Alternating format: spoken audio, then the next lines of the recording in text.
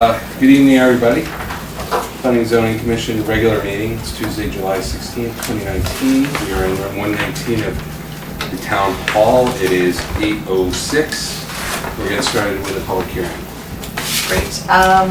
First public hearing of the night, coastal site plan review number 342, flood damage prevention application number 396, landfilling and regrading application 462. The Tokenie Club Inc., 4 Tokenie Beach Drive. Proposal to re-nourish the club's approximately 84,900 square foot Long Island Sound beachfront with the placement of up to 11,660 cubic yards of sand and to perform related site development activities within regulated areas.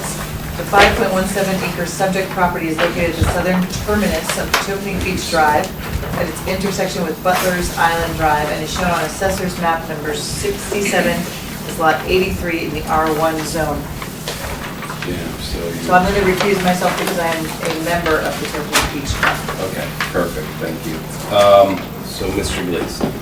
I'll try and keep this brief. The club has spent the last year getting approvals from the Army Corps of Engineers and the Department of Environmental Protection to re-nourish, is what it's called, the beach, because the beach has eroded over the last 20 years.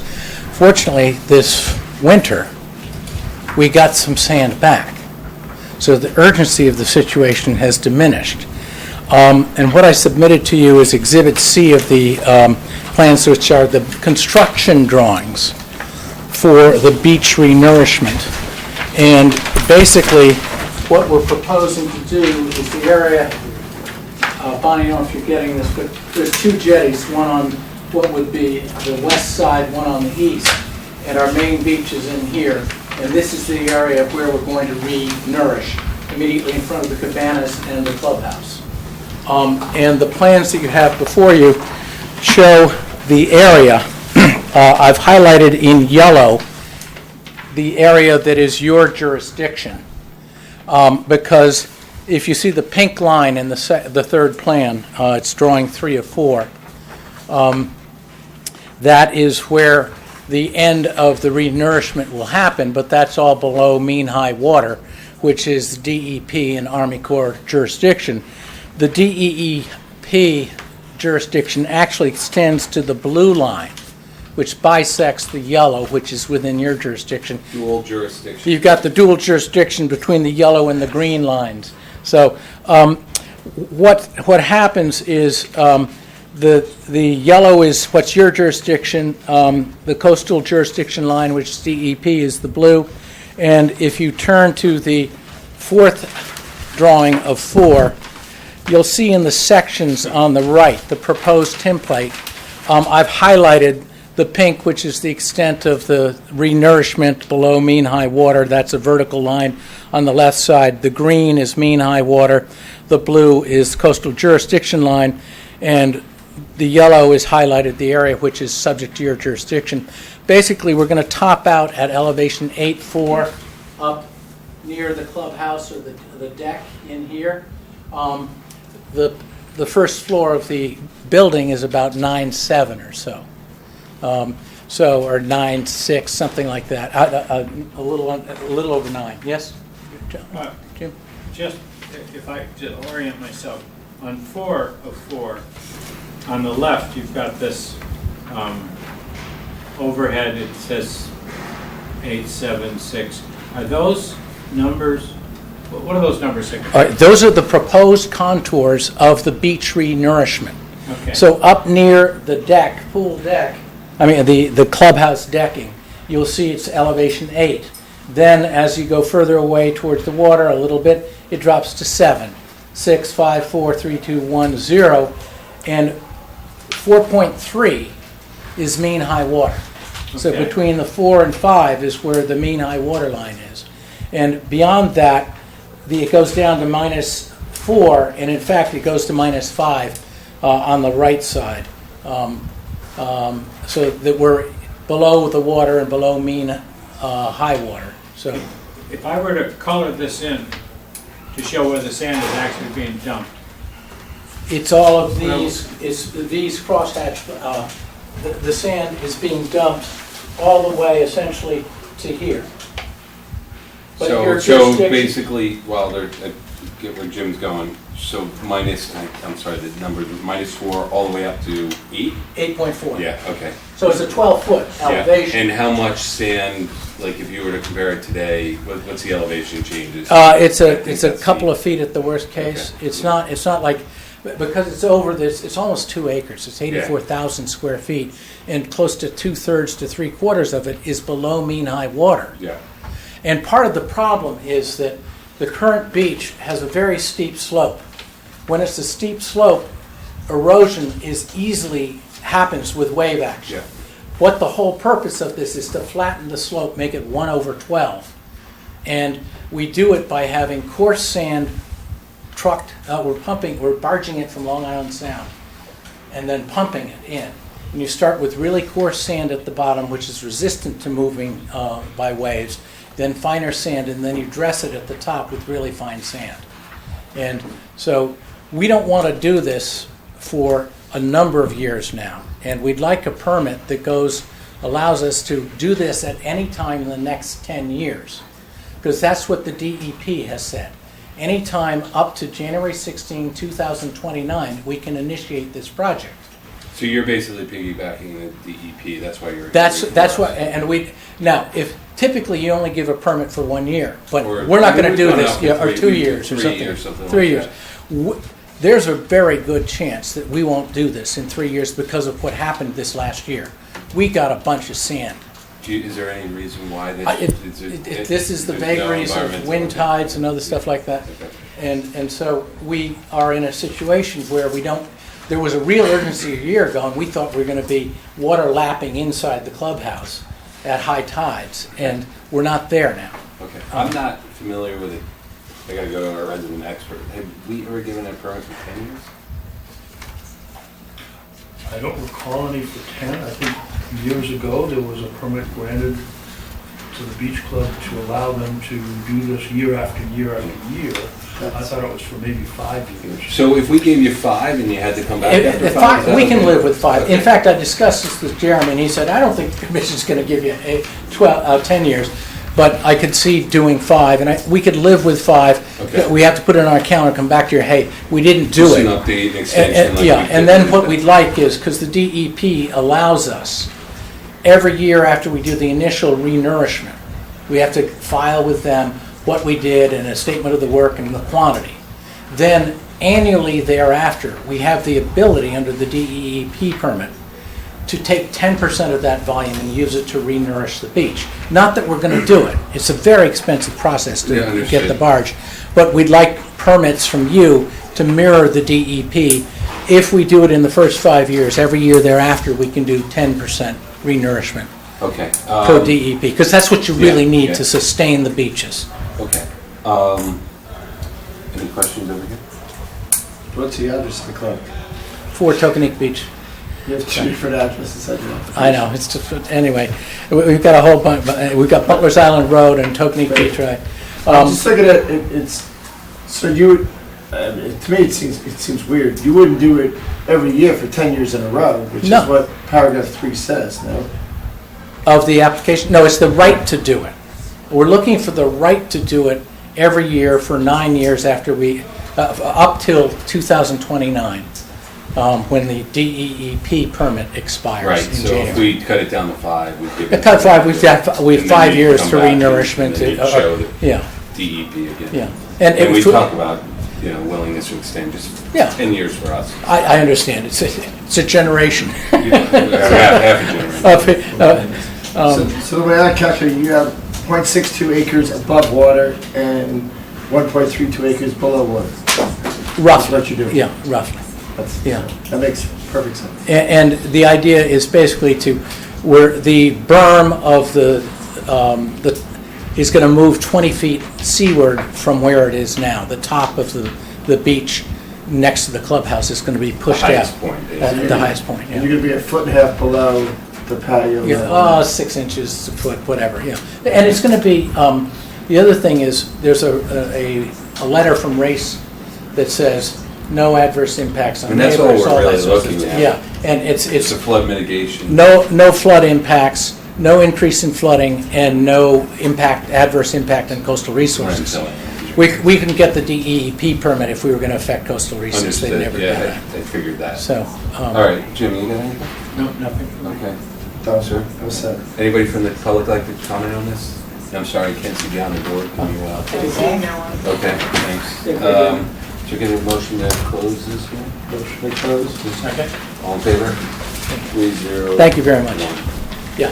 Okay, thank you, sir. Thank Okay, you so number much. 2, amendment to landfilling and grading application 425, David Hughes, 18 Winding Lane.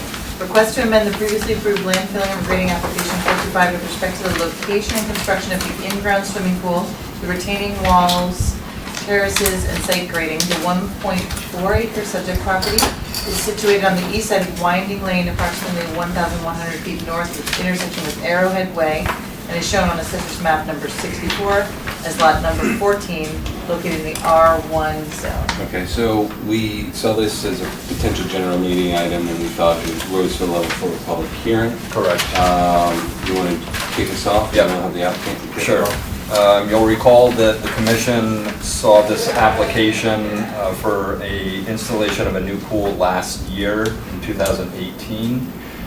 Since that time, the applicant has proceeded with those plans and installed a swimming pool. They had some issues with ledge on the site, and as a result, the pool was installed in a slightly different location than what was approved by the commission, about 4 feet closer to the house and about 4 feet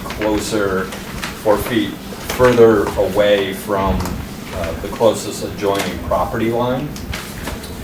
In moving that pool, they were able to eliminate the need for a large retaining wall, which was to be constructed on the very steeply sloping section of the property, which went down to a wetland in the back of the property. So in doing the work, we realized that some of the regrading of the property may have been different than what was originally approved by the commission. The applicant, we've been working with the applicant to provide some additional information with respect to the grading, and it appears that it's substantially similar to what was approved by the commission.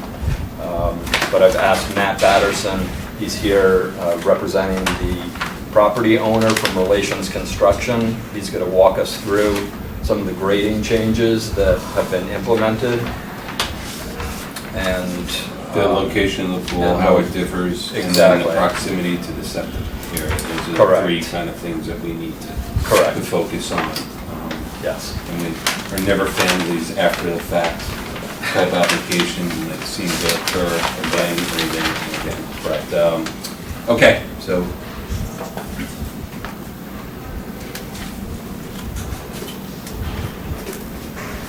I'm Matt Batterson with Relations Construction, and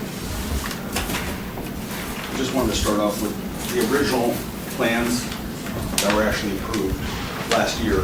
I'm You sorry, need to stand by the microphone, please. or which There's a- mic does he have to pick up? Yeah, Oh, there there is, you go. okay. Thanks. And there is a laser up there as well if you need that.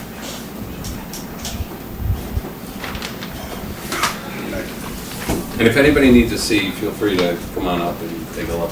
So in the original proposed pool that we had, this was the original proposed retaining wall, which after the pool got moved a little, which we show in another drawing, which I'll show you in a moment, we realized we didn't really have the need for it. So as we go on here, this is the new proposed plan, which there is now 6 feet of concrete on the backside of the pool, which is closest to the ledge of the cliff here, which is more than enough to hold it onto the ledge. So we've eliminated the need for the retaining wall there. And as you can also see, and unfortunately it's a little small, I believe you guys have these plans. This was the original proposed pool, but it did move just over 4 feet closer to the house this way and just over 4 feet away from the property line. And because of that, we had to redo the grading, because when it moved closer to the house, it would have been too steep of a drop coming from this side of the yard going down towards the pool. Wait, I'm sorry, I missed that point, so just repeat that. But because the pool moved in closer to the house, Yeah, around the back side of the house, when you're walking towards the pool, it would have been a steep drop-off. understood. So we had to have an engineer redesign. Got it. And he came up with the idea of putting a retaining wall here, and the retaining wall will go about halfway around the pool closest to the house. Obviously, the fence will go all the way around, and instead of the retaining wall on the back side of the pool, he designed a cantilevered slab, suspension, or cantilevered slab, to give him a patio all the way around the pool. And the same issue over here, because it moved closer, the grade was a very steep grade, would have if we didn't put a retaining wall in. So the retaining wall will now come along this side of the pool, which will help have a nice level grade to it. and Okay. the grade won't be as steep. So just be clear to the, so that's south, that's gonna be west side, where that new retaining wall is, down at the bottom. Yes. Do I have my directions right? I'm That's sorry, the west side? South side. South side? Yeah. North is up Oh, this way, okay. so this would be the south side. South side, my bad. Yes. There's a new retaining wall that didn't exist in the Correct. original approval. So how Correct. big is that retaining wall? 4 feet high. Okay. And the access is gonna be from the side of the residence, Correct. From the doors inside leading of the up to kitchen. residence. And you'll have a landing at the elevation of 104, so it's 4 feet higher than the elevation of the pool at 100.1. You'll have a little walkway going over to where the pool equipment is, which will be at the same elevation, it'll be 103. There'll be a couple steps down. Okay. On the other side of this landing, there'll be a couple steps leading down to the patio area. So this will be kind of 2 sets of steps leading from the same landing. These steps will come down to the patio area, and this will go onto the walkway. And then the retaining wall will separate those two, the walkway and the patio. And then help us understand the elevation changes on the south side, relative to what was approved. So we have a Well- 4-foot wall. What was approved, right at the corner of the house, on the south side of the house, was at 103.7. That was the original proposed elevation. On the new proposed elevation, it's adding 0.3 feet to it, so a little over 3 inches. Okay. So it's almost identical. It's only 3 inches off, just over 3 inches. Okay. Same thing on this side. It's 102.5 right over here, as it shows on the original plans. And when you get to the retaining wall right here, the top of this retaining wall will be 104. So it does go up a little bit Yeah. there, but still, I believe, pretty minimal. Okay, so keep walking us down the south side of the So- south side, I'm more concerned there with the All right. wall, okay? So the top of the retaining wall here, the grade will match the retaining wall, and it'll have a gentle slope going down. The grade over where the drainage system is going to be is going to match exactly the level of the patio. It'll all be at 100. It'll be a little bit low at the drains at 99, so it can pitch in for proper drainage. Once you get close to the house over here, all this grade will stay existing. Now, I know there was a concern from the neighbor at 14 Winding Lane that she was looking at about 2.5 feet of dirt, which is basically just a temporary road to be able to get the machine Along the in side and out the of. house, I saw it, yeah. And also the stockpile area. So this is where it's a little bit higher over here, which eventually will be back down to its original grade. Okay, and just to be clear, none of you're not creating a situation where there's gonna be runoff to the south of the property. No, with the drainage system, it will go to the east, Okay. down the cliff. And then can you with the talk river. about the wall construction, like what the facing's gonna look like, and whether or not you have any plantings? Well, it's just a concrete wall that'll be stuccoed. So Okay. it's, there's not any visibility to any neighbors for that wall. It'll all be only in the pool area. It'll be a 4 feet high retaining wall. So the retaining wall It's gonna be. will not be shown from the south side, Okay. only if you're standing in the pool area. So the Okay. pool will be lower than the rest of the property. Okay, so the property kind of, once it's designed, if approved, is Yes. going to go from south to north and in lower elevations along the way to the retaining wall and then drop down 4 feet, Yeah, basically. to the west side is where the highest is, which is at 104 to 105 right now, and it'll slope down at a gentle slope to 100, all along this retaining wall. So this retaining wall, from right at the corner here, will slope down to match the grade, and it'll end right about halfway back down the pool. Got it. Oh, and then it's flush with the And then, soil. yes, everything on this side of the pool, from halfway to this side, will be flush. Because you have the patio and the grading over here will all be pretty flush. Okay. Questions? That there's, the grade comes up on the south side, so there's no way water can go from your property to 14-1 to Main. Correct. Because it goes from 99 up to 104. Yes, it starts to slope up towards the neighbor's house, Okay. towards the And south side. Maybe just give a quick little background. It was Sure. in your commentary, but how did we get to the point that we're at? Like, why weren't... I wish I had a good, simple answer for you, but And again, a lot of the bottom line people get is... called in after the fact to clean things up, but can you give us any sort of... Yes. The original plans were done by CLA engineers, which are out of Norwich. They were less than helpful when they had actually put this pool too close to the setback lines. So it was actually over the setback. So before we actually installed the pool, we called the survey company to come out to stake out where the setbacks were and realized that their plans had put the pool over the setback. So we had to contact another So engineer. nothing was dug at that point, or? It was dug, yes, but the pool wasn't built. Okay, so the hole So they was- came out and staked it, and we realized it's too close to the property line, and that's the whole reason why the pool had to move a little bit closer to the house, so we can be within those setback lines. So was so the plans were faulty that we approved? Yes, and they were less than helpful in wanting to come out and redo them, so that's when we got completely different engineers So involved. just to be clear, we were presented with plans that were not correct. Originally. I would need to go back and take a closer look at those plans. It wasn't, obviously wasn't readily obvious that the pool was We're talking It was feet, pretty right? subtle, yeah. within the setback. Yeah, It so- may have been off by a couple inches, but it wasn't off by multiple feet. Got it, okay. Because you moved it 4 feet north, Correct, not 6 inches. Correct. You moved it 4 feet north because of the ledge. because of the setbacks. So why'd you move it so much is Mr. Albanian's Yeah, question. Setbacks, if you off by 4 inches because of the setbacks, and you moved it 4 feet, you're missing 3 feet, 8 inches. As far as I'm aware, the setbacks were about 4 feet off almost. Oh, That's not fetches. I don't believe that's the case. We would need to verify the It's either situation. here or there. I was just trying to get some background. Right. And then is it true that, staff mentioned that there was a bunch of ledge involved? There was quite a bit of ledge involved. We had expected that only about a third to a half of the pool would be over ledge, but when they actually started digging, it was almost 100% of the pool over ledge.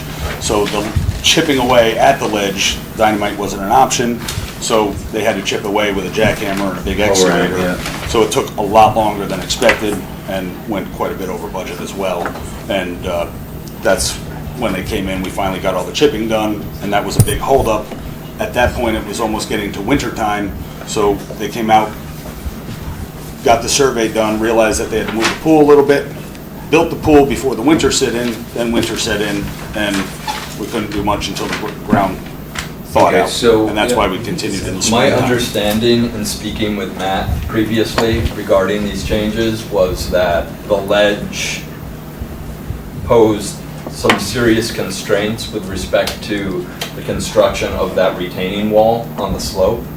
And it was because of those technical difficulties that the pool needed to be shifted by 4 feet this way and 4 feet this way to avoid the cracking of ledge, the technical issues related to ledge. Right, so what would have been the best process was you run into problems, come back to staff, let's Right. come back to the commission. Correct. Or maybe even get staff approval. If they can't do it, come back to the commission. So, again, I realize you got involved after the fact, but that's just to put on public record. He's dislike intensely these? Originally, I was after the involved in the project. I left the company for about 6 months, and then I Okay. came back and took it back over. fact? Got it, So- okay.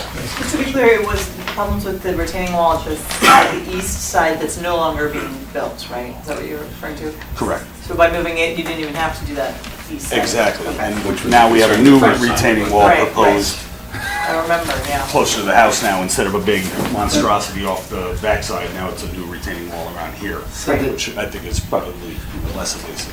So the ledge was on the east side of the property? That's why Yes. you moved the pool to the west? Correct. Closer to the And then residence. to the So you moved north, it- from my understanding, was because of the setbacks. A little northwest. No, the setback you would have been concerned with would have been on the south side. Right. Correct. There's So no it moved setback to the on north. There is no setback on the east side. Yeah, yeah. Correct. So you moved it north for the setback on the south side, and you moved it West. west because of the ledge on the east side. Correct. And what about the septic tank? Some of this stuff talks about. Yeah, so just walk through that.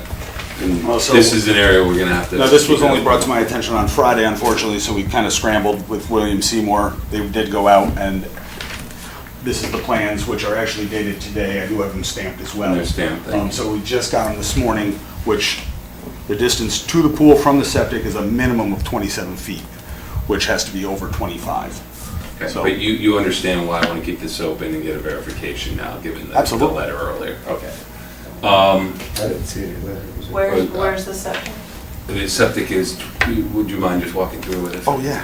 It's not on this as-built survey from July 10th, which is only, what, Correct. 5 days ago? Right. That was the first time that it was, they did the as-built with the associated topography on July 10th.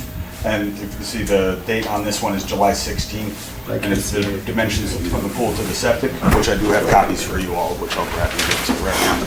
There was a question as to whether a valid certification had been provided by the applicant. We had asked the applicant previously to demonstrate to us that the septic was in fact more than 25 feet away from the pool, the minimum separation distance between the pool and any septic system. As per health code. right? As per health code, correct.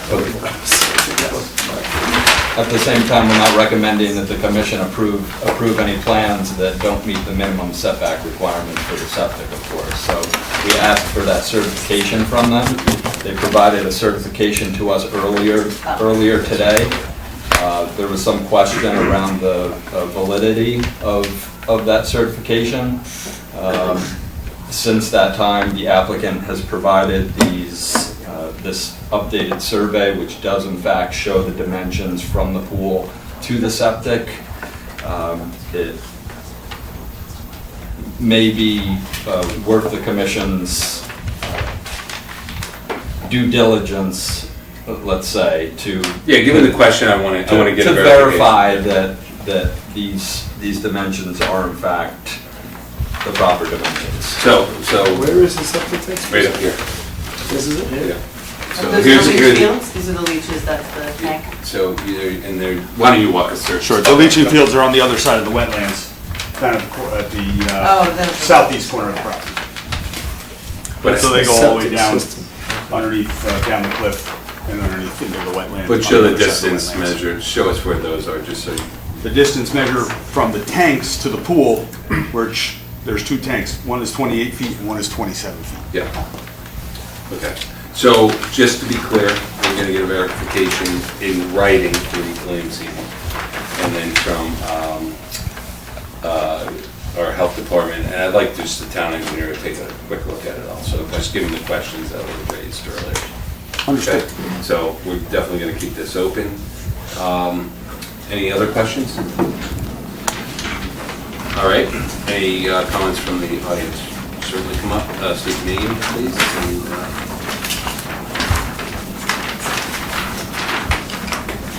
Hi, I'm Allison Crouch. This is my husband, Mitchell Crouch. Could you spell your last name, please? It's a hard one. Kreuch. And we live at 14 Winding Lane, and as I've now learned, to the south of the property. And I thank you. I think the questions you asked basically have, in a nutshell, summed up all the questions that we've been living with for over a year. When you talk about ledge, we had 4 months of jackhammering. We've had an access road, if you've seen it. And when people tell me that it's going to go back to grade, I have absolutely no confidence anymore that this is going to happen. So we come to you, I am very happy you're looking into the septic because the plan that we got yesterday didn't have it, and then it mysteriously arrived today at 27 feet. So I think that having it open and having it checked goes a long way. No, that was a plan that we discussed with staff last week, one of the key items that we needed to see, so. So we very much appreciate that, and we appreciate it. I've spent more time talking to Fred than I have to my husband lately, which, I'm again... sorry about that. No. And again, to me, a pool's a luxury, but like, we live there, and I want to make it clear it's not just us. I mean, you guys have seen 5 neighbors have written in. I mean, I can read you some fabulous quotes from them about this project. So we care about the septic. We care about assurances that when they're saying it's 6 inches, 6 inches doesn't seem to matter to them, nor did 4 and 4. If 6 inches matters not to you, make your pool fence be 6 inches shorter so I don't have to see it. We asked about anything with landscaping. I mean, it's all about them, but nobody in the neighborhood has been giving any communication. You know, you could go a long way by being communicative or by putting some landscaping up. If you don't care about 6 inches, I do. Yeah, You and know? just to understand, like, our jurisdiction only I goes so know. far. You don't care about people being neighborly. We're not allowed. We wish that. I wish I we saw a lot could. more Yes. neighborly. But I can't by Right. statute, okay? So we're looking at what we have jurisdiction over, and I hope you saw that this evening. 100%. I want you to understand, if it's not built as now planned, they will not get a certificate of occupancy, and that's, you know, and unfortunately, we see way too many of these throughout town, but we have limited power to enforce certain things, but that's one of the powers that the department does have, is, you know, holding back a C of O. So please understand, we're going to have eyes on this. You know, as you heard, we're keeping it open to get, you know, double verification now, given some misleading comments and such in the past. So I just want you to understand, we know the sensitivity of this. I'm sorry you had to go through this. No, you guys are volunteers. I'm a big town volunteer. I totally get it, and I appreciate all of that. What's my favorite quote I bought from Mr. Rand? This boy, one? you're famous. No, I don't believe that the Planning and Zoning Commission should involve itself in an application which is driven simply by the fact that the owners have done a bad deal for themselves. I love you for that. But that's what I feel like. This has become my problem. But I really care about assurances on the go forward. Also, with that grade, we've asked them repeatedly, can you mark our property line? If you've been doing all these surveys, why can't Mr. Seymour mark that? You know, what trees have gone down, and I don't want them to be done and say, the access road, which is currently this high, I is understand, gonna yeah, stay. I saw it last So time. that's in your jurisdiction, right? Yeah, yeah, and that will be cleaned up and fixed, and, you know, it's supposed to be temporary, if you will. Yeah, It's year's gone not way too temporary, long, yeah. So I'm hoping that, you know, if we can move forward and the right verifications are there, that this would allow the project to complete and disruptions in the neighborhood be minimized at that point. Okay. Yep, thank you. Thanks, guys. Do we have a landscaping plan for this one? No additional information has been submitted on With the landscaping. prior application. With the commission's previous approval, I need to take a look So back why at don't that and we see. take a quick look at that? Just so they can see So it too. that's one additional item we can verify in the interim between keeping this application open, and the commission can make a determination as to whether Because the it might be prudent to require additional Mhm. landscaping in certain areas. Yeah, it's gonna definitely change because now we have a retaining wall in that corner. Yes. The pool moved 4 feet north.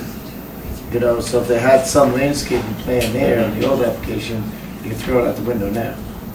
Or maybe, we'll have to Oh, yeah, take a look. it's gotta be yeah. brand new. Or we'll take a look, or, you know, see, maybe the landscaping was just along the Right. border, if there was, there might not have even been a border. Right. So- But again, it would be nice if they have the time and energy to move the pool all this way, maybe they could include landscaping. If there's a landscaping plan in the file, it should get attached to this file, and if it was in the Yeah. file, it's gonna have to change, so it's gonna change. Yeah, this so, one. yeah, just to be clear, we'll include the original file, Fred. into the I don't file. recall, yeah, I don't recall seeing it, so.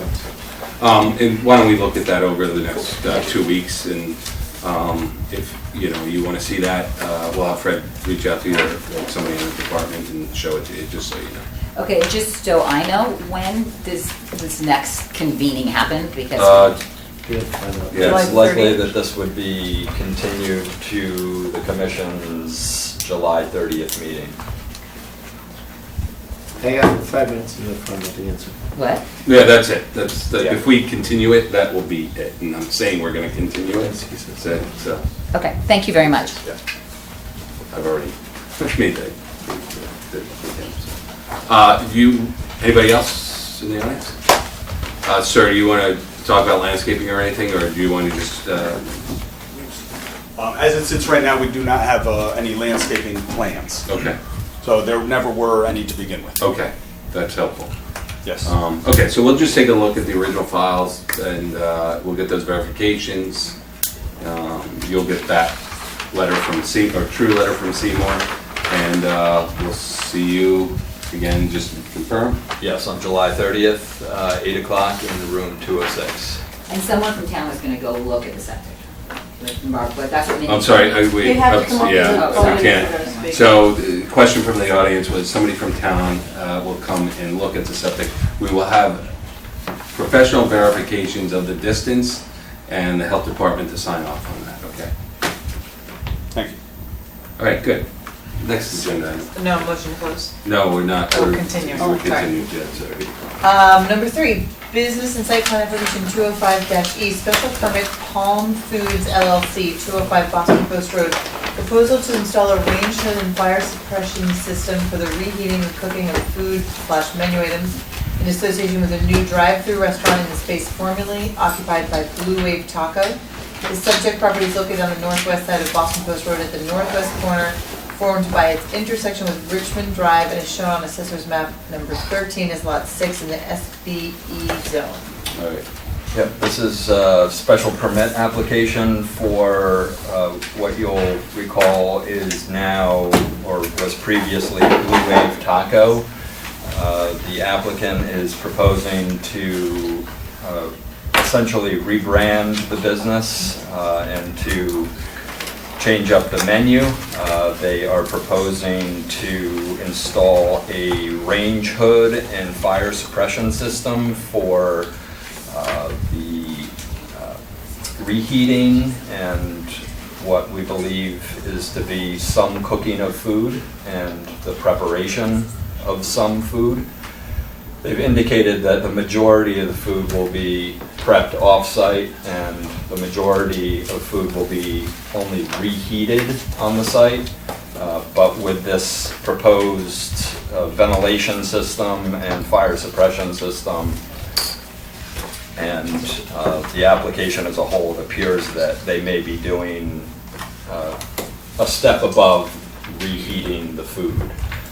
It would remain a drive-through facility. There is no seating for customers in the store or in the restaurant, and I believe the applicant is here this evening to fill us in on the details of the proposal. Great, thank you. Good evening. You guys Hi. introduce yourselves. Hi, I'm Craig Connors from Palm Ventures, and I'm Ray Santos from Palm Foods. Okay, great. Could you give me the spelling of your last name, Ray? Yes, that's SANTOS. Thank you very much. You're welcome. So Fred gave us a little overview. If you could just extend that overview for a couple, I just think give us just a to little more clarify, detail. the cooking would not be any raw protein, so we would not hold any dangerous foods in the facility. Most of the foods are cooked down in a commissary that we run in Greenwich. Yeah, what kind of foods are they actually? Yeah, I mean, so your typical, what you would imagine, chicken, beef, pork, things like that, but we prepare it ahead of time, and then we're just looking for the ventilation system, basically as a better means to serve our customer and be able to heat the food up just better than currently the way we're doing it now. Okay, and what's it branded? Is it going to be Palm Foods or? No, so Palm Foods is our food service company. Right now, we have it as Blue Wave Taco. It might stay as Blue Wave Taco. Oh, it may, okay, got it. Correct. Okay. So, What's this in the application for these? So when we submitted that originally, that was an idea that we had to put into the drive-through, but now after considering if we get the hood, we may keep it as Blue Wave Taco and reoperate the business once we have the hood installed. Okay, got it. That's where my confusion came. Okay. So it's basically a minor equipment installation. Correct. What about fumes coming out? I mean, you said you're not. No, I think the fumes would be minor. Okay. Yeah, because we're not cooking anything from a raw state to a cooked state, so everything will be ready to eat. It's just as a better means of reheating the food. Okay. Better quality food, basically. Correct. is what Keep it a you- safer environment for the workers as well. Okay, cool. Yeah. This would, of course, require health approval Yeah. as well, Okay. and they would Yeah. These are all items of concern of the health department as well. And the same kind of traffic flow, you think, in terms of food prep times and all that? Hopefully more, right? Well, yeah, Yeah, but- definitely. I mean, I live in the area, I'm rooting for you guys, but, I mean, just in terms of queuing and that sort of thing, you're not anticipating a longer cook time or anything like that? No, shorter, Okay, probably. okay, good. Yeah. I have no questions. Any other questions? Why are we gonna do this? It's not kitchen. I'm not sure who to address this to. I'll address it to Fred in the first instance. Our original deliberations when Blue Wave Taco was first came to us, as I recall, we spent a lot of time talking about the neighbors, the odors, the yada, yada, yada. And our approval, if I recall correctly, was based on undertakings from the applicant that there wouldn't be any noticeable. Yeah. Now, I don't know anything about food service or cooking food but. You know about eating it. That's all I know. But how do we know, I mean, how do we satisfy ourselves that the changes that they're proposing aren't gonna change make a question out of that? Okay, so, I mean, I guess to put it in perspective, I mean, everybody's barbecued a hamburger before, I mean, you put the hamburger on the grill raw, it develops a lot of vapor.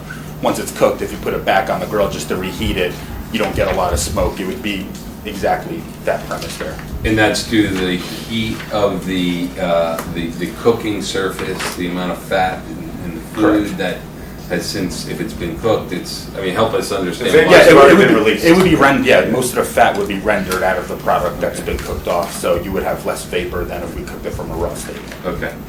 So bottom line, you found a better way to reheat food? Is that the, Well, we were using a flat top, and the fire marshal asked us not to. We were still just reheating, we weren't cooking from right, a raw correct. state. It was just, there was too many vapors and oils. There was, vapor So inside the He said, building, so. install a hood and make a safer environment. So it was his suggestion. got it. That's helpful. Yeah. So, okay. Considering the location right across the street is a full-service diner, Yeah. I'm not as concerned with the change in I don't think it's a significant change in the use of the site. Yeah. Yeah, I don't disagree. I just don't understand the application. Why do we have all the kitchen equipment? We thought, as a foreman, we thought you guys would need all the equipment Okay. layout, and so we had. This is all like dishwashing stuff. So, yes, so that stuff is already pre-existing, we just provided more of the equipment just in case anybody wanted to review it. Okay. Okay, and then this application, which is a new menu item, so that stuff that's got nothing to do with anything either. Does not, Okay. yeah. There's a change along the way. Yeah. That is just one page. On the back. Yes. Okay. Got it? Fine. Any other questions? No, that's great. Any questions from the audience? Seeing none, can I get a motion to close? I'll motion to close this one. Second? Jim? All in favor? Great, All right. thank you We're very good? much. Okay, great. I don't know, do we have deliberations tonight, or? Yes, we can. Yeah, I know, but we might deliberate later, but I'm just watching on TV. Thanks. Yeah. Oh, I thought you wanted to move it down. I don't know. Okay, number 4, coastal site plan review number 288-C, flood damage prevention application number 329-C, Jean and John Scora, 27 Brush Island Road. Proposal to construct and install a dock consisting of a fixed ramp, pier, and platform, and to perform related site development activities within regulated areas. The 1.09 acre subject property is located on the north side of Brush Island Road, approximately 0.26 miles west of the intersection with Nearwater Lane, and is shown on Assessor's Map number 56 as lot number 16 in the R1 zone. Just for the record, my daughter's very good friends with their daughter. I can review this application, give them advice. So this is a standard application for the installation of a dock, which has been approved by DEEP. As the commission often sees docks, and it's a very limited jurisdiction as to the section or area that is to be considered by the commission. It's really just a landing on the property. 4 feet by 4 feet. 4 feet by 4 feet, correct. So we're about 16 square feet. Thank you. Yes, Of a that's very, correct. of a very large shop.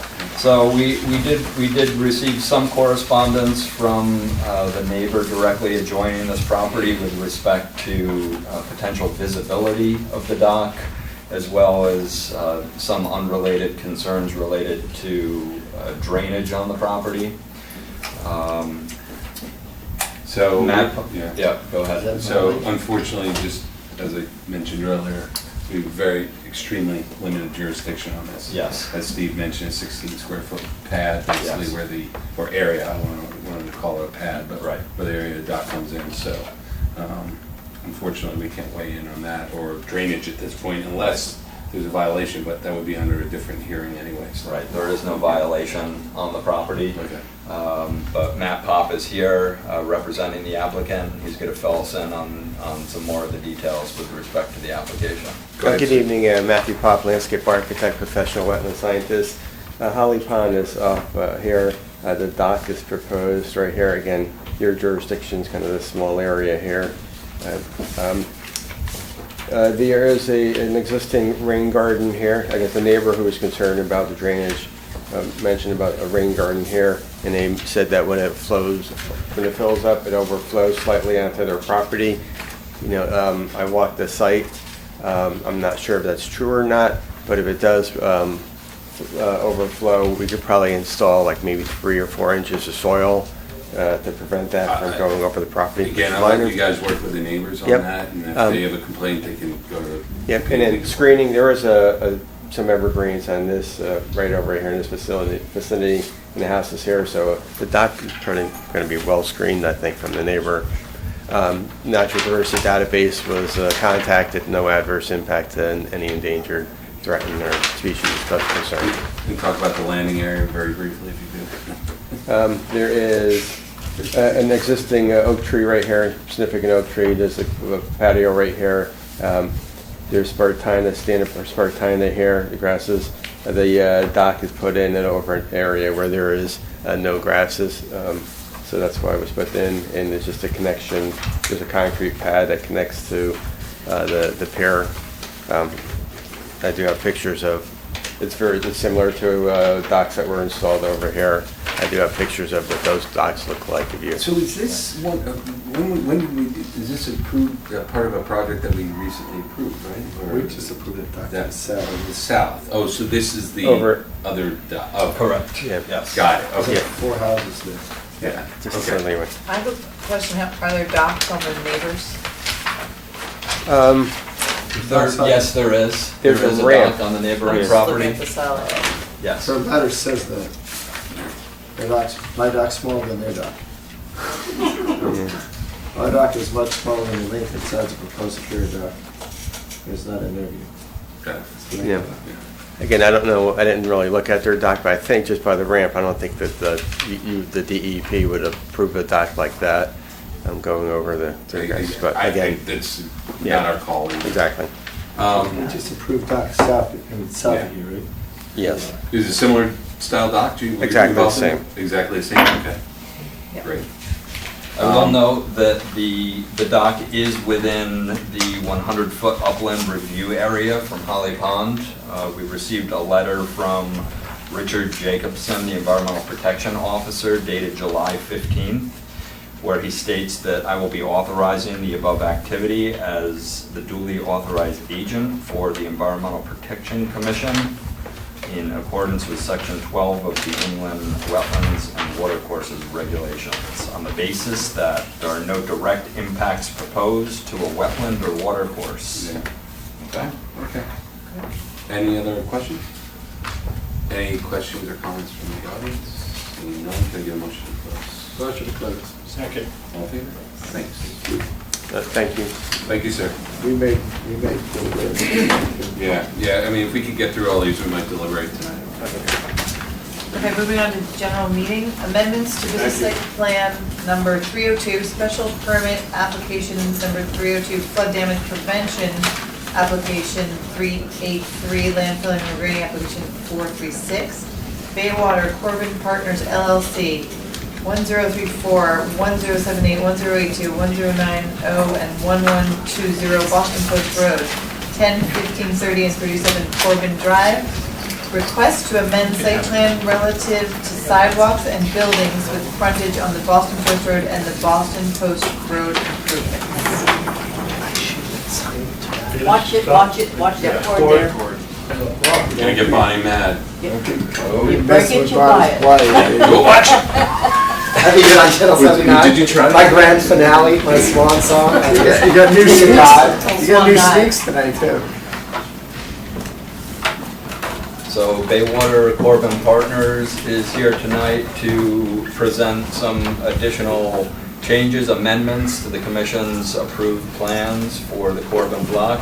They've been moving through their approvals with DOT and OSTA, as well as working through additional approvals with respect to the let's call it a stream adjacent to Corbin Drive. There are a number of proposed changes with respect to improvements to Boston Post Road, as well as the sidewalk width along the Boston Post Road, which has resulted in pushing the buildings slightly back and an overall reduction in the square footage of the proposed buildings. So Mr. Maslin and Mr. Genovese, along with their team, are going to present that information to us tonight and fill us in on the details with respect to the proposal and the requested amendments.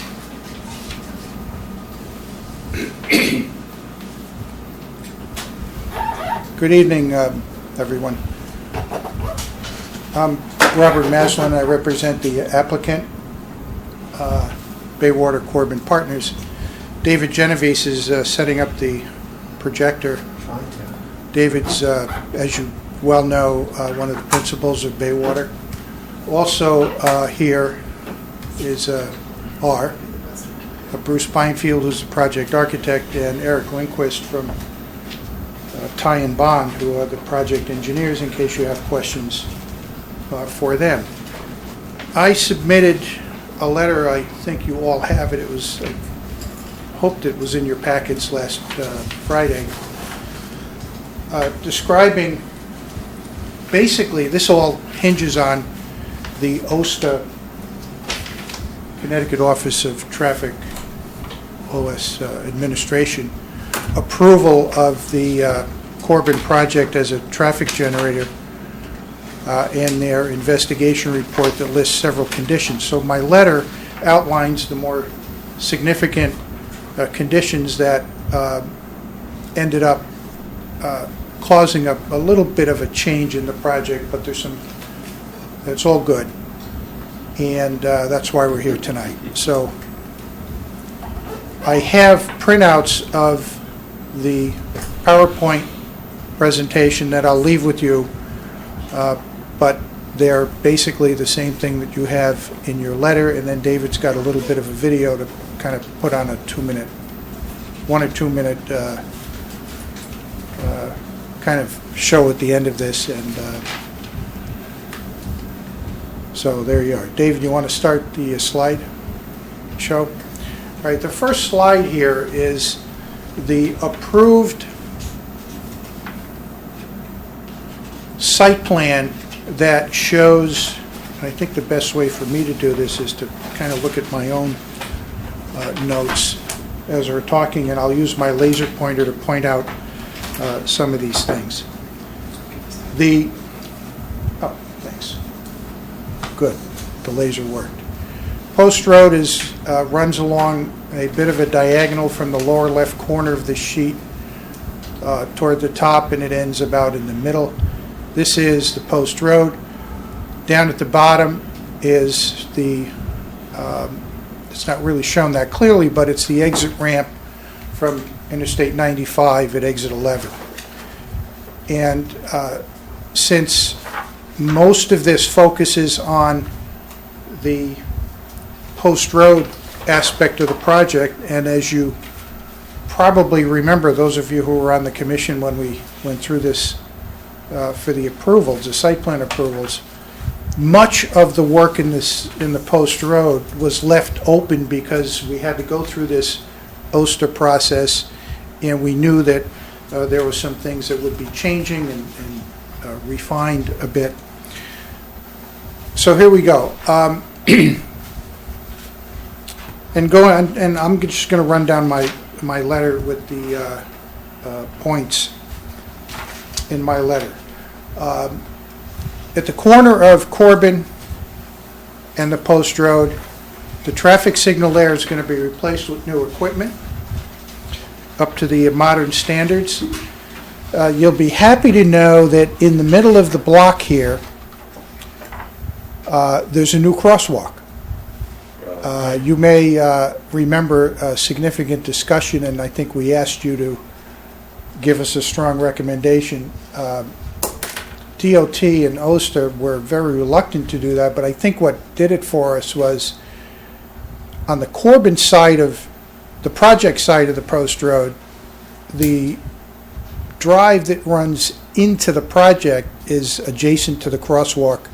It's to the, I guess, the south of the crosswalk. And on the other side, there's a driveway that goes up into the, it goes up into the big parking lot there with, that's shared with the sports shop and the theater and the other buildings along there. So that's a big plus. And it's going to have what they call rectangular rapid flashing beacons for pedestrian signalization. Excuse me, there's going to be something that the pedestrian's going to be able to push a button. Push a button, Wait till the Beacons flash. wait till the beacon flashes, walk across the road. When you see it start to flash, run. It's not a red and green light. Yeah, I saw those today someplace. Okay. There's one in row 8 now by Roten Middle School. Parking stalls, well, first of all, the road is widened a bit. And there are parallel parking stalls up along the, I'll call it the project side of the Post Road. It's the northbound or the eastbound road. And it runs, the parking stalls run the entire distance between the exit ramp and Corbin Drive. There's a gap in it for where this drive enters, and then there's a bus stop. I believe it's down at the lower end. There's a little bit of a gap for the bus stop.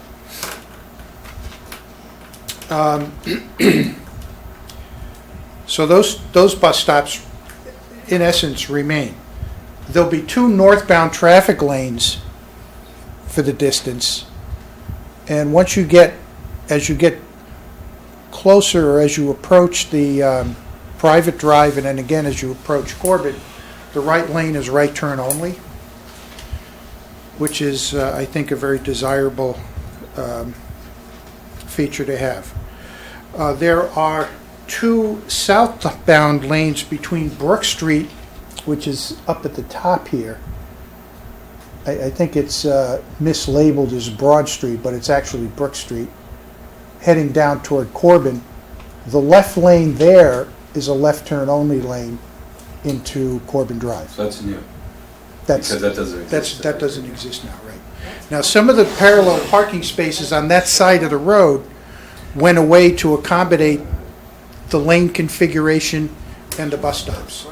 So, but you still have some parallel parking along in here where the theater building is. Okay. So you probably lose a couple parallel spots where the left turn lane Yeah. is. Yeah, no, I mean, it's not very many, just No, it's- 2 or 3 it's- maybe. yeah. It's just because of the It's configuration. a bypass lane. All right. And then as you get closer to 95, as you pass Corbin, it goes down to 1 lane for those parallel parking spaces, but as you approach right here where my laser's pointing, it widens into 2 lanes the way it is now, Okay. Yeah. okay? It may be a little bit longer of a 2-lane stretch by a few feet, but it's roughly in the same position.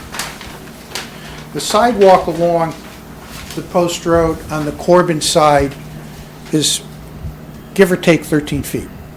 I think you may have been looking for 14, or there's some discussion about bigger, but this was an issue with DOT, and we wound up at 13 feet, which I think is plenty. It varies a little bit because you have, zigs and zags for the parking spaces and things like that. Now, and then this green strip, which I didn't mention, is an additional strip that is a easement in favor of DOT or the state of Connecticut for highway purposes, which I think is a future planning thing, and it also makes some space for whatever DOT calls it. So the easement runs along the sidewalk? That's the green. It runs along the sidewalk. Okay, so if they ever wanted to widen, they'd have Yeah. the ability. Yeah, exactly. That could be a bike lane now. What is it gonna be? They made us widen. I'm Sorry. sorry, you have to be by. It's really the, one advantage of these sorts of things is it's an opportunity to avoid having a sidewalk that's got a boundary that runs right along the center of it. I'm David Genovese from Baywater Corbin Partners. Is that on? Yeah, we don't. Oh, okay. Eric Lindquist from Timebond can clarify if I misstate this, but part of the shock that we went through with DOT about 4 months ago was they told us that they wanted us to widen the post road by 6 feet. And, we went back to them, and you were helpful, your commission and Jeremy, and also Captain Anderson from, as the local traffic authority, were helpful in appealing that, because we said that, one of the primary objectives of this project is to make downtown Darien more pedestrian friendly, to slow the traffic down a little bit, and to create these connections into other parking lots and create these crosswalks that would make it more comfortable for people to walk around. And so widening the road generally will encourage people to travel faster. So we went back and forth, and in the end we settled on, I think it was about a 3-foot expansion of the travel lane heading toward Norwalk. And the logic was that from the DOT, the logic was that would allow a bike to cohabitate in the lane alongside a car. Okay, so those are the major features of the work along the post road. Because of the pushback of the facades of the project buildings along the post road, there had to be some minor reconfiguration of buildings, and that resulted in a net reduction of square footage of 847 feet. The retail dropped by 796 square feet. Total restaurant space increased by 870, and there was a 948 square foot reduction in total residential space, which is probably not even noticeable in the apartments, the dwelling units. No change in unit count. No change in the unit count. The parking is the same. There may be 1 or 2 spaces as a result of field adjustments as you get into construction, but that's really it. So bottom line, these are minor adjustments. moving Minor away from the road, things. basically decreasing the size of the Right. modest. A combination of. And that's the presentation as far as the DOT and the little modification to the location of the facades of the buildings and the so-called Cunningham portion of the Cunningham table. It's in your packet. And the other item that I wanted to mention, or we wanted to mention, was we're in the middle of permitting for relocating the drainage trench that runs behind, thanks David, up along in here. Basically Okay, behind runs 1020 and, between the gas station and 1020 and then down to Old Kings Highway. The Gas station and the EPC, pardon? between the gas station and Cove Rise. yeah, kind of And behind you're that. correct. The relocation of it is down where the open trench part is. EPC approved it, DEP or DEEP approved it, and we're on the home stretch with the Army Corps. They've approved the concept of it. There's just a remaining issue with the mitigation cost is basically it. How far off do you think is it, or is that just an unanswerable question? How far off, do you mean time-wise? Yeah. You Oh. think- I would love to answer this question. In so many different ways, I know. Basically, the DOT, who owns the easement, said to us 18 months ago that they didn't see any problem with relocating the easement as long as we paid for the relocation and agreed to maintain it. But we had to file an application to the Army Corps and the EPA because the water that comes through this watershed into Tilly Pond, down through a pipe that runs through the train station parking lot, through Grove Street, down Brook Street, which now I know for sure is called Brook Street because there once was a stream that ran through Darien in the vicinity of Brook Street, which I always heard, but I wasn't sure was true. It is true. And then that pipe runs underground. When we built 1020, we replaced the pipe and increased its size by about 100% from the Post Road to the back of 1020 Post Road restaurant, or the building. And then from that point, for about 150 feet, it's an open water course. It's like a concrete half pipe. And we called it a concrete half pipe, a culvert, and the EPA called it a stream. And they said it has biological value and ecological value, and so to underground it is the functional equivalent of undergrounding a river, burying a river. And so we have to pay compensation to this fund to create the opportunity to remediate streams or water courses elsewhere. And the Connecticut regulate, there's only a rate for Connecticut wetlands, which would result in a fee of $9,500, and we would have said no problem. But the EPA wrote us a letter, Army Corps, saying that this stream rate there's no stream rate in Connecticut, so we're going to look to New Hampshire and then use the New Hampshire rate, but double it because we're in Connecticut, and that seems like a good thing to do. So we would owe $400,000, and that was kind of a shocker day, and then they reduced it to $200,000 because that seemed high. We're now at about 50. They're asking for $50,000. We're trying to come to a settlement whereby we would make a payment into actually the Gorham's Pond dredging project that has been approved by the Army Corps of Engineers and Connecticut Deep, and I think the EPC. I'm not sure if I think the EPC would have had to see that too. Yeah. And did you see that as well? Yeah. We approved. So that's a big project, and they need funding.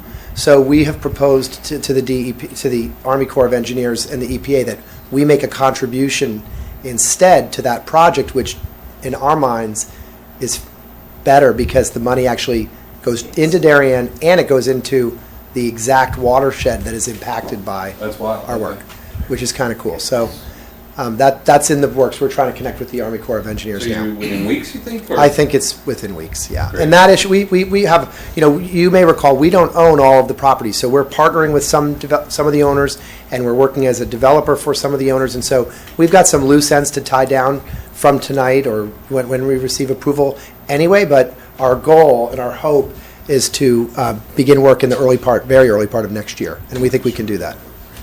All right, and so you said you had something else to show? Yeah, us? there's one other thing here. Can I ask one And that's question? it on the updates Sidewalks, did you and the- maintain with your sidewalks that you wanted? I'm sorry? The sidewalks, you lost 3 feet or 6 inches of foot. So we wanted to make the sidewalks wider. We wanted to have 12 to 13 foot sidewalks, 12 to 14 foot sidewalks. What's in front of Bob, 29? 14 feet. Greaves has 12 feet. Bob Gibbs, our retail consultant, who's been working with us along the way, said 10 to 12 feet is totally adequate, and so we settled with the Army, the DOT at 12 feet, and we're comfortable with So that. it's going to go from 14 down to 12? Yeah, 14 approved, now it's... it will be 12, and I think it ranges. Right? There are areas where it's greater than 12, but it's never less than 12. What about in front of where the gas station is now? That goes to 12, right? By the gas station, it would be there. That stayed 14. I think that's still up there. That might have stayed at 14 because I was it was gonna just say, to that's Corbin the Drive. I think that but did stay at 14. Across the street on the south side of Corbin Drive. I think that stayed at 14. But we're not less than 12. That was our kind of line in the sand on the issue. Good, okay. Got a video? Yeah, Okay. So I'll just tell you that as we've been working on this project, and perhaps it's a function of how long it's taken to get the project together and all these pieces nailed down, the technology around architectural drawings has advanced considerably. How many years, just for so people watching? 15 years since we started talking about it, and 3 years since we started working with you. And it's been an incredible journey, but I have to say, and I want to say to you all, thank you for all your time and energy, your volunteers, and we know how much time you put into this, and I know that at times this was kind of a complicated conversation and not all that much fun for any of us. But it's a big project and it was an important project, and I am confident that now the end result that we've all crafted together is a better project than what we first proposed, and I want to thank you for that. So I want to show you a video that we've shared. We've been out pre-marketing the project to tenants, retail and restaurant tenants and some office tenants for the last 6 months, and we've met with a very, very strong response, very strong positive response from the market. We're competing head-to-head against the mall for a couple of tenants, the new mall in Norwalk, which is kind of interesting. And I don't think we've lost one yet. So we'll see, time will tell. But anyway, I'm just going to show you this video that we haven't shown anyone. It's almost final, but it gives you a sense. And this is literally to scale, and it drives you around the project. It's kind of cool. You have music to it as well? I don't know if you've ever heard the music. Who are they? A bunch of people I picked up. Lake George.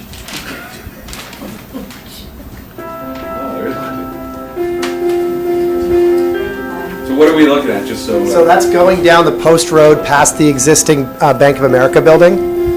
And on the right, you can even see like we had the original Helen Ainson awning in there. Yeah. On the right is the driveway in. That's Corbin Drive. No, that's the driveway in.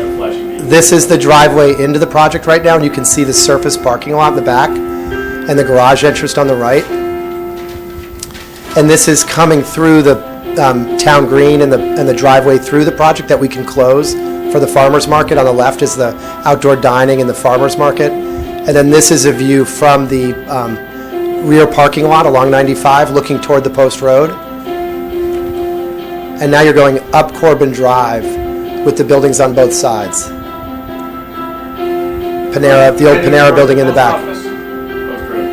That's the post office in front of you. And this is the pedestrian walkway in.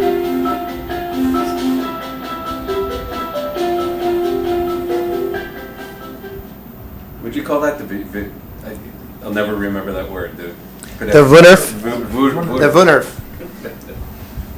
Mark, you're going to see a lot more Wunnerfs around, I think, after this.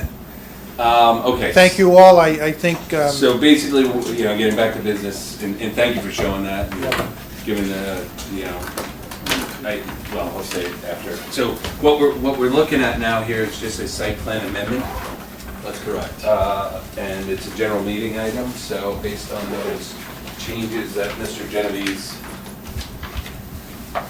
and Mr. Maslin put forth, anybody have any other questions? Or? Just doesn't say here, so basically sidewalks are cheaper from X to Y. We got this. This is Bob. So Bob, what you've given us is enough of staff to work with on the site plan amendments?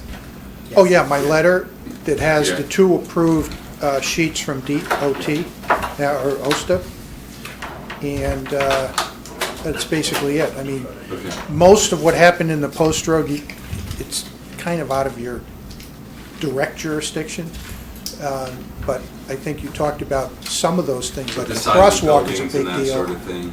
The width of the sidewalk, and some, the other things. I've handed in a 8.5 by 11 set and a larger set of a printout of the PowerPoint. The only thing I can't do on paper is include the video. And we've given the electronic version of that whole thing to the staff. Okay. So thank you very much. This, just to add one comment to what David said, the system worked here, back and forth with the commission. Yes, 3 years, but it's a big project, and I think it was a very good exercise and a good example of how these sorts of projects can work with effort and consideration on both sides. Cool, thank you. So with that being said, can I get a motion to approve the amendments as were submitted and presented this morning? Second, Mr. Rand, all in favor? So, I don't know, Steve and I have been here since the very beginning of this thing, right? You want to say anything? Or? It was August when he came with his 7-story building with the what was it, the finished roof or something? Occupied roof. Occupied roof, that's it. It started at 12 or 13, but you never saw I that. know, it was one of yours. Great job, great job. Yeah, I just gotta say, I got the willies just watching the video and the amount of time. And it goes back to like Susan Cameron and other members of the commission, Eric Boyd. I mean, this was a full press effort. And we're really, at least I'm personally really excited to see this kind of come to fruition. I get asked every OPC meeting, what's the update? I'm not the developer, but I try to, but it sounds like this fall we'll start to see some movement, knock on wood, and as I understand it, and really, I'm excited as a resident and as a, soon to be gone leader of P&Z, but this is cool, so And I thank you. remember when you bought the project in, was it 88? It wasn't 88. was it? 07. It was 07, right, so that was 12 years ago from Felix Charney. No. We bought it from Steve Zangrillo and Dr. Felder. No, Felix Charney was the cover bid.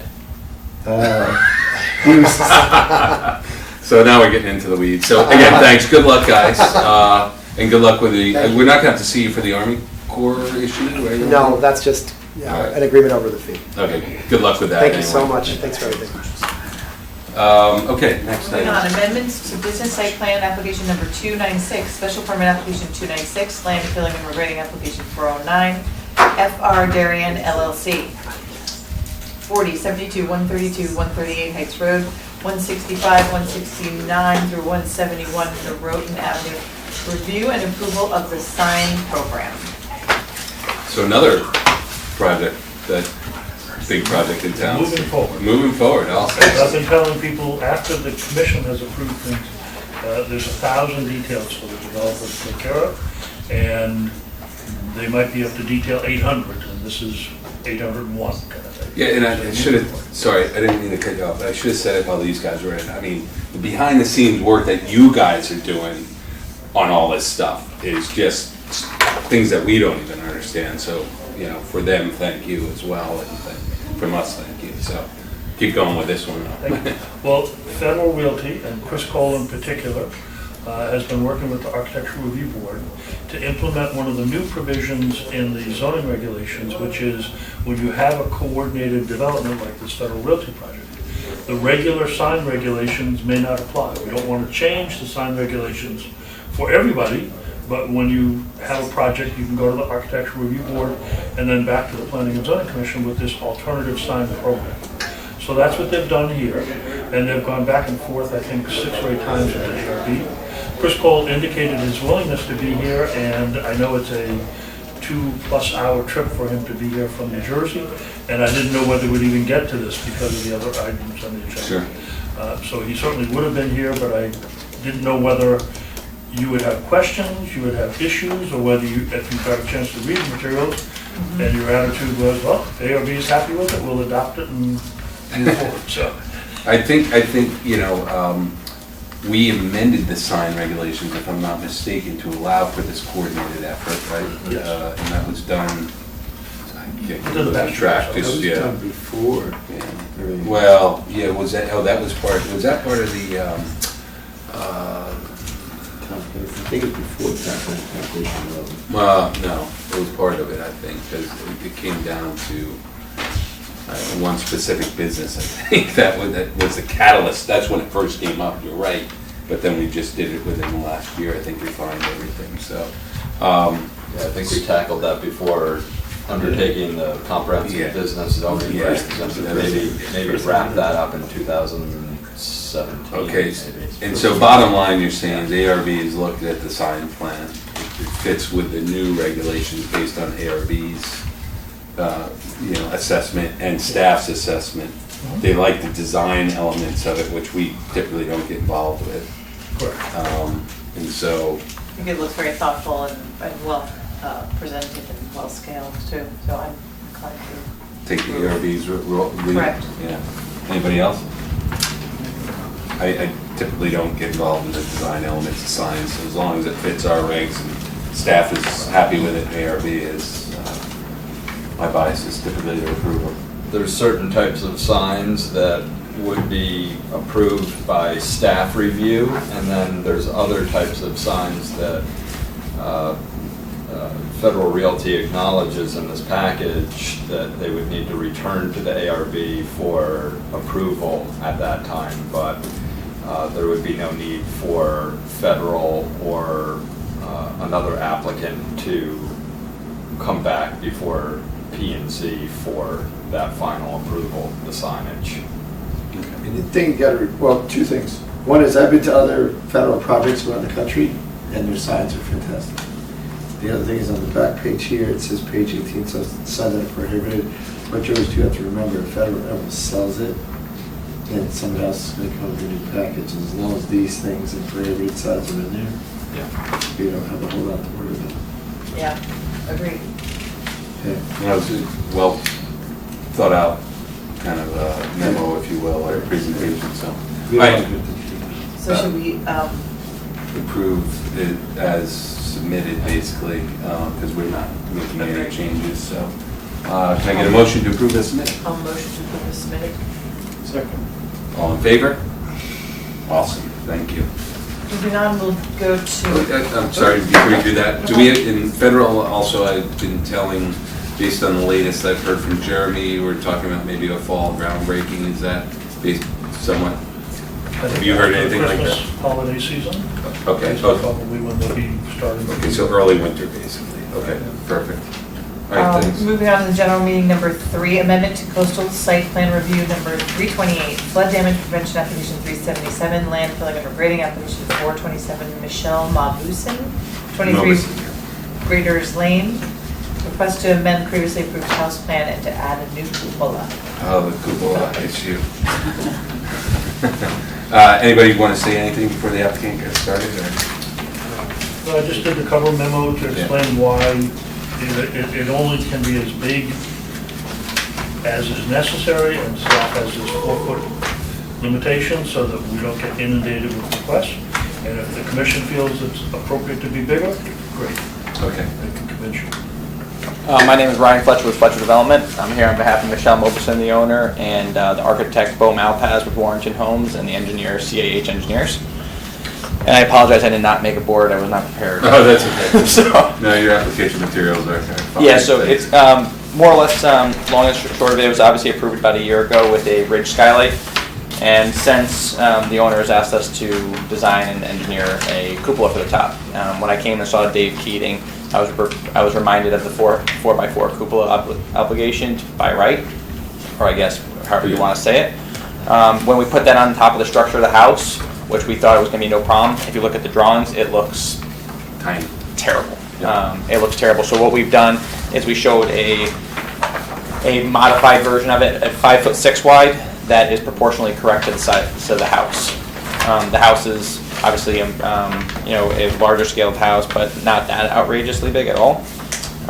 What we did also is, and that is not listed on here, is I actually went today, I don't know if you want to pass it around, and I went to, obviously on the hill, I don't know if you guys have the survey, but the oh, sorry, stay by the mic and then bring it up. I'm being special. Yeah. Back of the house, if anybody knows about this property, has about a 40 feet elevation change. I was out there yesterday. It's amazing. It's crazy. Forget how close to the water the elevation changes are amazing there. Yeah, and then we spent about 4 months just basically getting the foundation in the ground there, and it was not a pretty. But basically, there's about a 40-foot elevation change behind, and on the top of the hill, which is all Michelle's property, it's all forested, and if you basically go up to the top of it, you're looking way over the top of the house. Yeah. So one of the things I did just to kind of bring everybody up to speed was we located the houses around, and the 2 houses that were behind it, we went and got signed letters from the neighbors stating that they had no objections to it. Okay. And then also what I did is when I stood up at the top of the hill, I took pictures north, east, southwest. Obviously with looking towards the water, you look over the top of the house, and then when you look the other 3 directions, it's just trees. So it's where we just wanted to make sure that it wasn't obviously affecting anybody, if it was to affect anybody. Yeah, no, it's not close. So what's the reason for the cupola? The reason for the cupola is the original house design was designed with a custom ridge skylight, And as we've developed the house, the owner and the architect have decided not only for basically natural light, we've changed the layout inside to make sure that the master bathroom tub was right underneath this. And they basically, if anybody knows about Ridge Cuts, they don't really track that much light monitors. That's what this is I'm called. just reading the letter. It says design enhancement and property value and more attractive home with increased property values in the neighborhood. That letter is from the owner direct. I didn't Can I know that. just, Hold on, one second. So that's a letter from the owner direct, basically. I imagine that. But you're the engineer, you're the architect? No, I'm the builder. Okay. I'm on behalf of them here. They couldn't make it here tonight, so I'm just. So what's your reason for what? What's that? Your reason is why? It's two different things. One is design, and two, we're trying to flood the master bathroom with light, with natural light. So trying to bring natural light into the master bathroom on one side of things, and then the second part of it is the design of the house. So you need a 5.5 by 5.5 hole cupola to put more light in the bathroom? No, not necessarily. We need a hole in the ridge to bring natural light in, but we're trying to make it proportionally correct to the architecture of the house by making the extra width. And we showed an option with a 4x4. You have a skylight in the bathroom? What's that? Yes. And we do not want a skylight. They want a cupola. So design element now that's being sized appropriately relative to the rest of the home? That's correct. Okay. How tall is from the top of the roof line to the top of the cupola point? It is. On your drawing. It's 6'7" to the peak, and then I'll say it's about another 2 feet, so it's probably about 7 feet from the ridge to the peak. 7.5 feet. And that's higher than the top of the fireplace is? 7 chimney? Looks like it's probably about a foot. The tip is much higher than both chimneys. That's correct. It's probably about a foot and a half higher than the top of the chimney. So it's almost 8 feet tall? That's correct. So Dave, you're saying in your memo that the reason they're here is that by right, they can build something that's 4 feet wide and 4 feet tall to the top of the point. No, that's No, not to the right, that's right. If someone wants to build a cupola greater than 4x4, Hold on. I'm sorry, that's what we've approved maximum at the staff level. In this case, the commission approved the plan with skylights. right. So I wouldn't even approve the 4x4 unless the commission approved that. Meaning that it wouldn't be outside of the building regulations of the town. So as of right, a builder can build a cupola 4 feet wide by 4 feet tall, and 4 feet tall meaning the top of the peak. Right, the peak of the cupola above the ridge line of the roof that it sits on. And this is double. That's not as of right. 7 that's feet, upon request. 8 feet? It would just be exempt from the height calculation. Right, it's not as of right, it's upon request, to make an exemption. Right, so I was saying, It's never so as- that there was this regulation about cupolas and what do they call it, like chapel peaks and things like that. Yeah. Cupolas have always been a little subjective, if I remember, throughout Church my tenure. spires, Yeah. belfries, flagpoles, and cupolas. So, okay, you got your dimensions, you have your questions to the builder? And Susan Or Oki, not? Susan Oki, she's the seller of the land, right? She sold the land?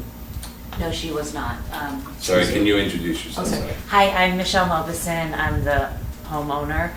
Sue Oki lives behind the house, as does Molly O'Brien Watkins. So they're the houses that are directly behind, and they both have, I guess, a view easement where they're able to cut down, trim the trees so they can see. So we felt like that was most important to make sure that they were okay with it, because they're the ones that look directly over the house. But she owned all the land way back when.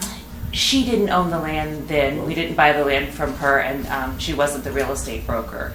Her, She was the applicant. uncle or brother or something like that owns the conservation piece that's on the side or something like that, nothing that can be used, and then a little piece strip in the front.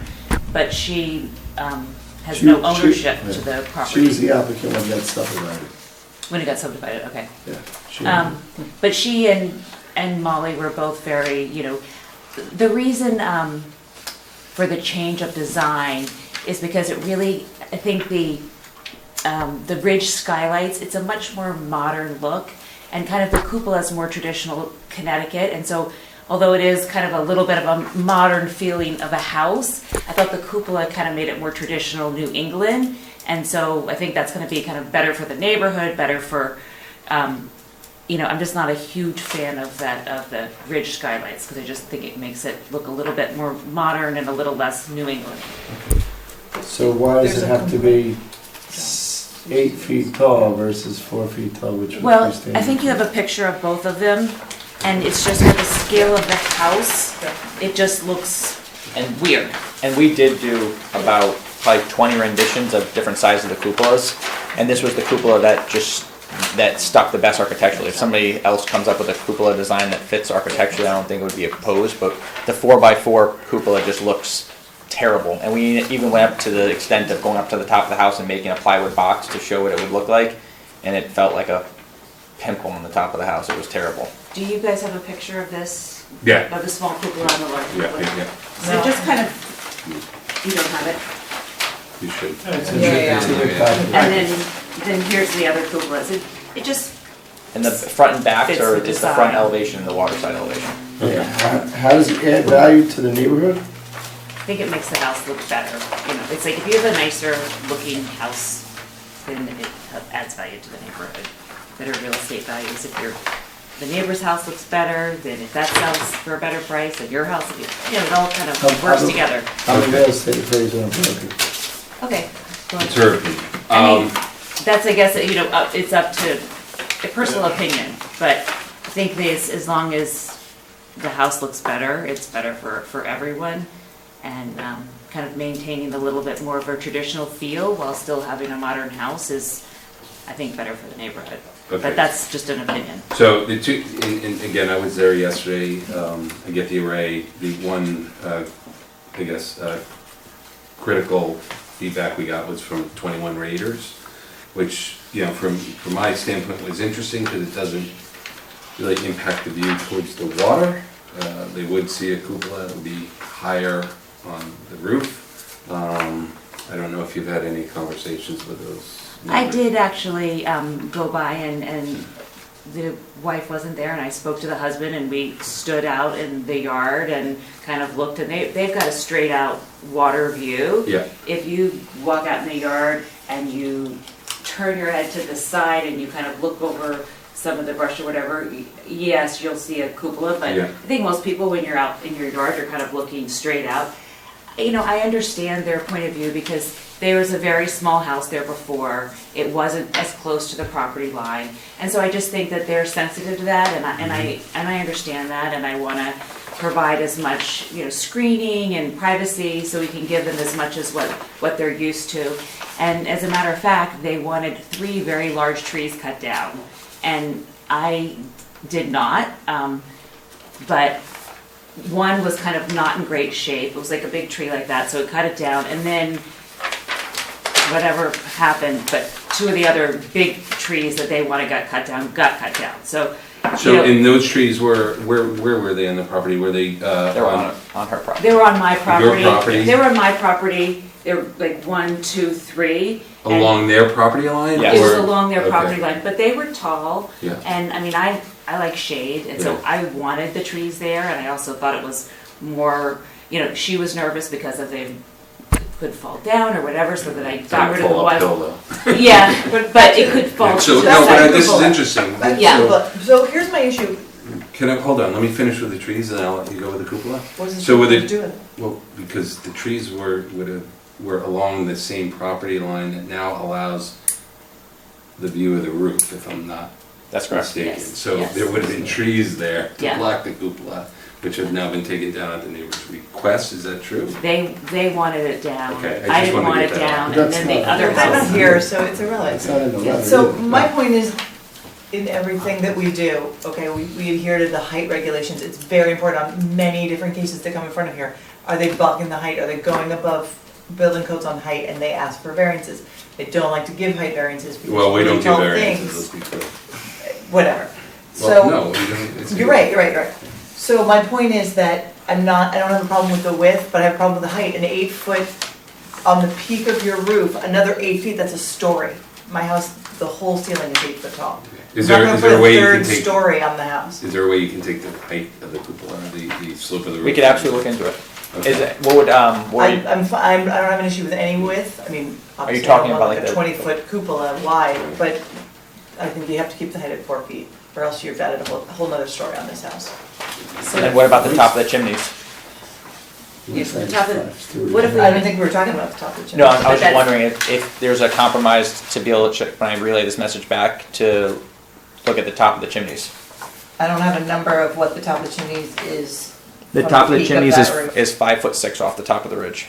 So what do you want? Plus the you cap, want- so it's about you want 6 to feet. raise the top of the chimney or the No, lower? no. He would have He the would cupola, make it instead of going to equivalent. 4 feet, he would go to the 5'6" to match the chimney height on the top. So Brian, I on mean, on the 11 by 17 drawings, it appears that it's a little bit difficult to make out because the numbers are small here, but it looks like, from what I can tell, from the peak of the roof to the eave of the cupola, it's measured at, from what I can tell, 6'7". That's correct. And then from the eave of the cupola to the peak of the cupola, you're suggesting that that's an additional 2 feet on top of that? Probably about 1.5 to 2 feet, yes. 1.5 to 2 feet, so. 7.5, 8 feet. So 8.7 basically is between 8 and 8.7 feet from the peak of the, roof of the house to the peak of the cupola. Yes. Is that correct? Yes. So I'm hearing a sense that at least two of us here, it's not the full commission, but not a majority, I mean, it would, we have to approve of the majority is what I'm saying. So there's some pushback on the height of the cupola. I don't know, Mr. Rand, do you have anything to say? No, I don't either. So if you guys could give some direction to maybe staff, or even now, like what the height level you'd like to see? I if think not- I'd stick to the, the 4 feet One- height. I don't care about the width at 4 feet, but the height. To the The midpoint. regs from Keating's memo, yeah. Elaine? Mr. O'Dane. So- Schedule Hold a on, public, let him finish. No, 4 feet's like down here. So, schedule a public, Dave's 4 points, or schedule a public hearing for property input. We kind of sort of did that. I don't like it. I don't like it. so, I don't think it's necessary. I So don't the know if it 4 raises feet- value, I don't think it raises Hold value. on, don't talk over each other. So, Mr. O'Dane needs to know, we have somebody who'd like to bring it down. If not, no. Is that the way to put your Yeah, I'm sentence? fine with Yeah. the 4 feet Yeah. high, but height is a big issue in town. It's a big one. Now, we don't have a full commission, so if you want to, but this is also is a public hearing, so I think you're basically hearing that, if there's a way you can design it lower, you might have a better chance of getting approval. Right now, you're not gonna get approval. so for, is it 4 feet, that's just with the It's glass without any? 5'6" to the top before the peak. That's right. Just for the record, Mr. Rand, did I overhear that you don't really have a problem with it, nor do I? I do so, not have a yeah, problem. yeah. So, but anyway, that's kind of where we stand right now. Understood. So maybe you could work with staff, and you want to try to come back for next week, we could put you on the agenda and with a redesign. Absolutely. I can't, you're not here next week, but we've heard your comments, so. Yeah. You're here, and then we have two other commissioners, so I can't really guarantee anything, but Can I- maybe you'd like to, I think height and the girth and the basic size of the cupola, if I'm saying it correctly, is a little Just large, height. yeah. So what about if it's like the small one with this, because once you get the little rooftop, that brings it over, a little over 4 feet, but it's still a lot lower than the other one. So maybe if it was a little wider with that, because if you have it only 4 feet, then you basically can't have a cupola because you can't have Understood, because it, you can't have a rooftop because the rooftop goes above, but you could have 4 feet of the glass with a little rooftop on top of that. so, And maybe if it Defer to was, staff, I mean, what does it mean in regards to your memo when you said that if someone wants to build a cupola greater than 4 by 4, so 4 feet by 4 feet, was that referring to the cupola or to the peak at the top To of the cupola? the peak of the cupola, no more than 4 feet above the ridge line of the main roof on which the cupola sits. And just so I'm aware, where is that? Because I like looked high and low for the regulations on the cupola. No, there isn't a 4-foot regulation written into the regulation. It's a policy that we developed. Got it. Because the regulation says it can only be as high as is necessary. Got it. And then that's what. That's we've what interpreted over staff is time. interpreting. Did the applicant see your memo, Mr. Gaines?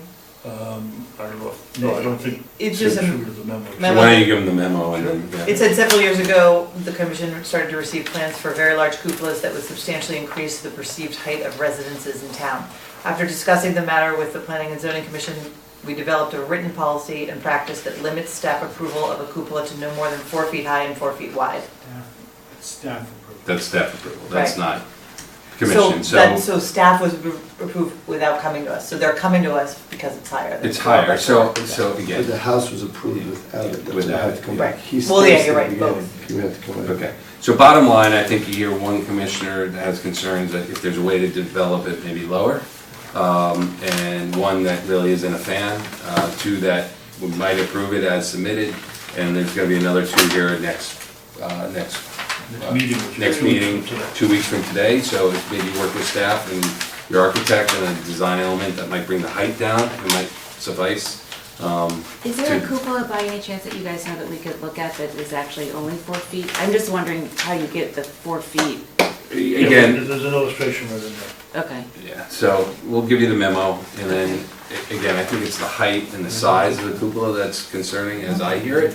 And there's gonna be another two commissioners, and we'll, you know, if you can design it lower, I think you might get a consensus. I can't guarantee anything, so. Understood. Okay, And when's the next meeting? July 30th. July. Yeah, and then we go off for a month, so we'll make sure that you have the opportunity to come then, Understood. if that's okay. Absolutely. All right, thanks. I need a Next, minute. sorry. Could Moving on to deliberations. I get a motion to take a 1 minute recess? Sure. How about a 5-minute recess if you're going to? Okay. Well, for the record, Oh,